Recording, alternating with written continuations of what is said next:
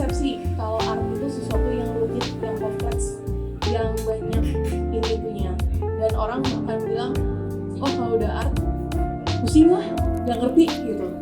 Di satu titik pasti kita juga akan ada jenuh, stres juga. Belum kalau kita punya deadline, lupa waktu segala macam, itu pasti menumpuk si stresnya.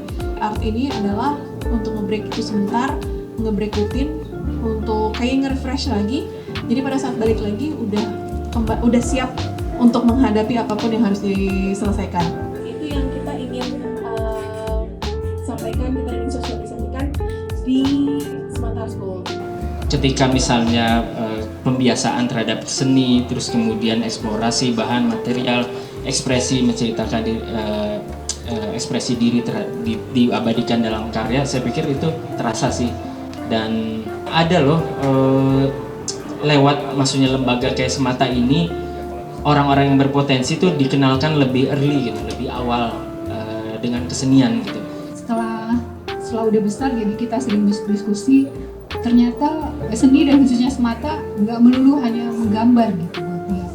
Jadi ada proses panjang yang memang sangat dia butuhkan gitu. Sebagai anak yang pola belajarnya selain auditori juga metakognitif ya. Jadi dia itu anaknya konseptual banget gitu. Di Semata itu dia seperti menemukan ruang untuk mengeksplorasi itu. Selain itu juga diperkenalkan semua media kan ya Kak ya. Sebagai anak yang sangat pembosan, jadi dia bisa mengeksplor. Jadi kalau dia bosan ini, dia bisa coba yang ini.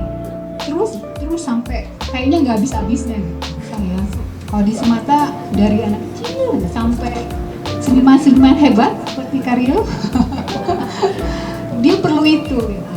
Jadi si memorinya akan terus refresh.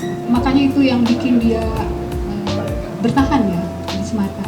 Oh, pasti balik lagi. Pasti balik lagi. Mudah-mudahan juga adanya seperti itu ya.